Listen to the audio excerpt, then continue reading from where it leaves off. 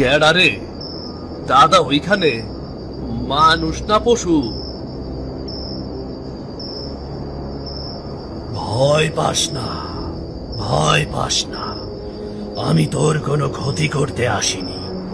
আমি খুব ক্ষুধার্ত রে, অনেকদিন হলো কিছু খাই না। আমাকে কিছু খাবার দিবি? তুমি যদি ক্ষতি না করো তাইলে আমি তোমারে খাবার দিব। আমার হোটেলে অনেক মানুষে খায়, তুমিও খাও। আমার খাবার দিতে কোনো আপত্তি নাই, কোনো আপত্তি নাই।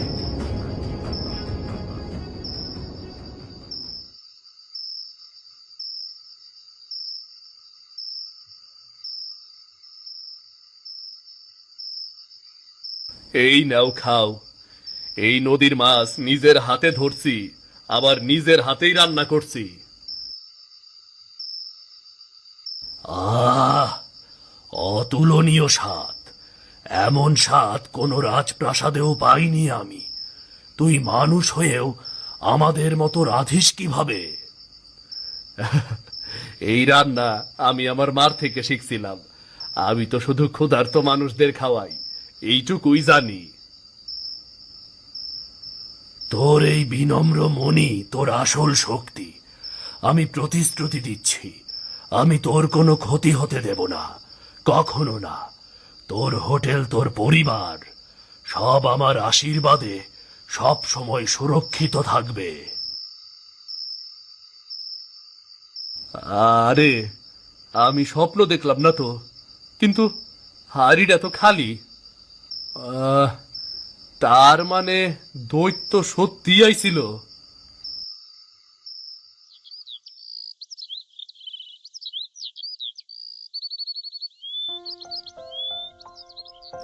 গত রাইতের দৈত্যটা কি আইজ আইব?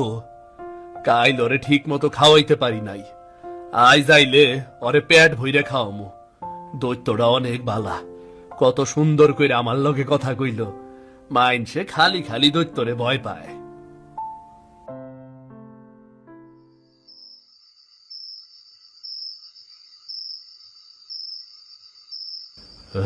তুমি এত বড় মানুষ তো না, তাও আবার আমার খাবার খাইলা। ভয় লাগতাছে ঠিকই, কিন্তু তোমারে খাওয়াইতে পাইরা মনটা কেমন জানি শান্ত হইয়া গেল। ভয় পাস না সিধু, আমি দৈত্য ঠিকই, কিন্তু তোর মতো ভালো মানুষকে ক্ষতি করব না। তুই যে আমাকে ভয়ে তাড়িয়ে দিসনি, বরং খাবার দিচ্ছিস, এতেই তো তুই আমার বন্ধু হয়ে গেছিস রে। বন্ধু? আমি তোমার মতো দৈত্যের বন্ধু? এ কেমন কথা? আমি তো গরিব মানুষ, তোমার সঙ্গে বন্ধুত্ব করমু কেমনে? বন্ধুত্বে বড় ছোট নেই, জাতপাত নেই। তুই মন থেকে ভালো, এটাই সবচেয়ে বড় কথা। আমি বহু যুগ ধরে ঘুরি, জীবনে বহু মানুষ দেখেছি, কিন্তু তোর মতো কাউকে পাইনি আমি।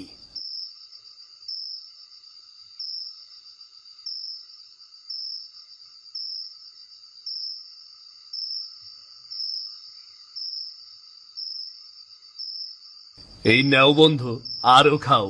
আমার কাছে যতটুকু আছে সব তোমার সঙ্গে ভাগ করবো আমি। আজ তোমার আর ভয় পাই না আমি, মনে হইতাছে তুমি আমার খুব আপনজন। এই কথাটাই শুনবার অপেক্ষায় ছিলাম আমি।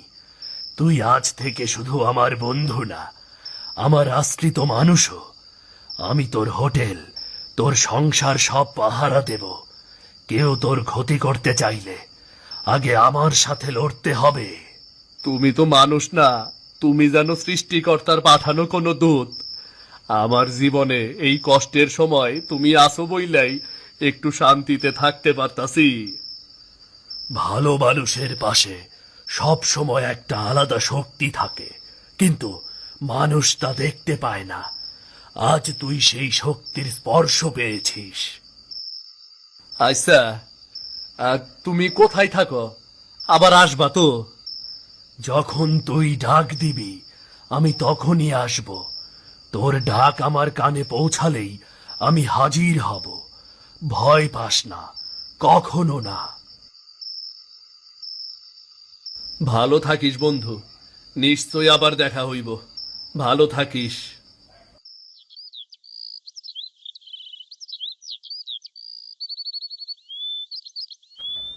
ওরে ভাই, সিধুর হোটেলে আসলে মনটা ভরে যায়।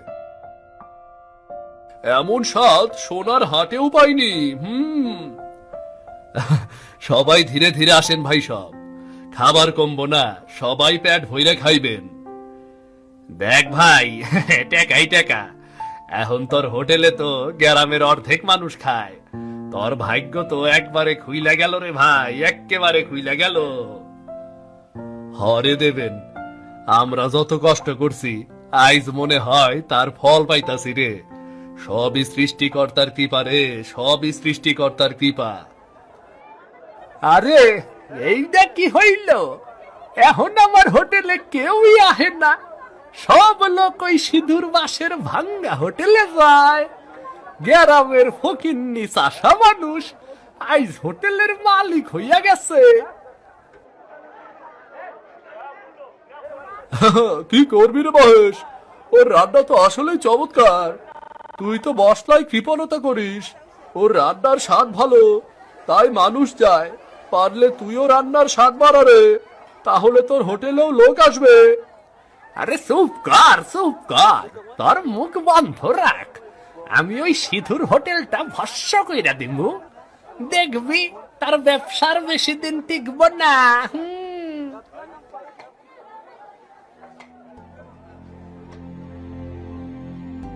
একটা কথা শুনলাম রে সিধু, পাশের গ্রামের হোটেল মালিক মহেশ নাকি তোর ওপর রাইগা গেছে।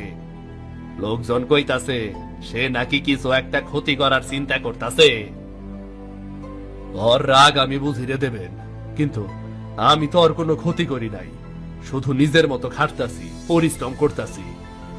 তুই ঠিকই করতাস, কিন্তু লোকের হিংসা বোঝা মুশকিল রে ভাই। আমি কই কি, তুই একটু সাবধান থাক। রাইতে হোটেল বন্ধ কইরা তাড়াতাড়ি বাড়ি যাইস। রাইতে তোরে পথে কোনো ক্ষতি করবার পারে, বুঝলি?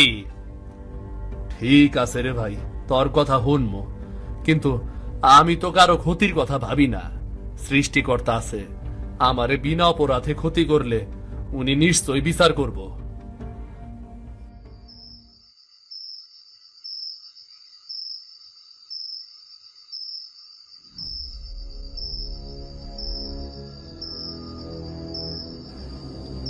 আজ তোর হোটেলের শেষ দিন রে সিধু, তোর ভাগ্যের সূর্য আইস আমি ডুবাইয়া দিমু।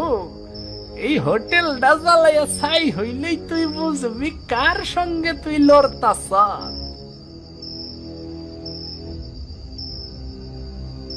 এইবার দেখি তোর পোড়া ছাইয়ের মধ্যে কেরা খাইতে আসে।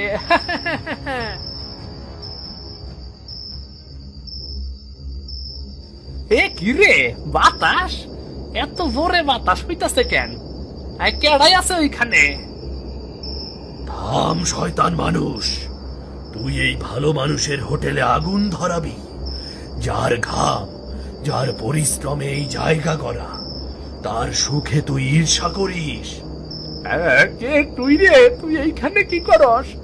আমি তো কিচ্ছু করি নাই, আমি তো খালি। চুপ কর শয়তান, তুই অন্যায় করেছিস, শাস্তি তোকে পেতেই হবে।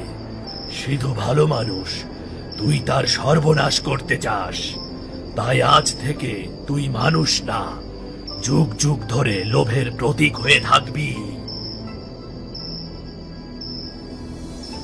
না না না, আমারে ছাইরা দাও, আমি ওরে কিছু করুম না, ছাইরা দাও আমারে। এখন থেকে এই মূর্তি সিধুর হোটেল পাহারা দেবে, কেউ আর মন্দ চিন্তা নিয়ে কাছে আসতে পারবে না। তুই চিন্তা করিস না সিধু, তোর বন্ধু তোর পাশে আছে।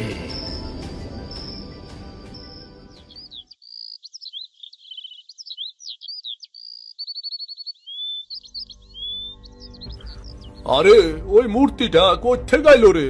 গাইলো তো আসিল না। দেখে তো মনে হইতাছে জীবন্ত মানুষ জৈমা পাথর হইয়া গেছে, কিন্তু কেমনে?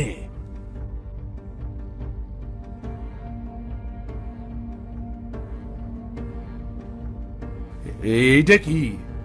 এই মূর্তিটা কেরা রাখলো এখানে? কাল রাইতে তো কিছুই দেখি নাই আমি। বাবা, দেখা তো মনে হইতাছে এই মানুষটা যেন ভয় পাইয়া জন্মা গেছে। কি হইছে এই মানুষটার সাথে? হায় সৃষ্টিকর্তা, রক্ষা করো। এমন মূর্তি তো আমি জীবনেও দেখি নাই। না না না না, তোমরা কেউ ভয় পাইও না। আমার মনে হয় এই মূর্তি আমাগো লাইগা আশীর্বাদ হইয়া আইছে।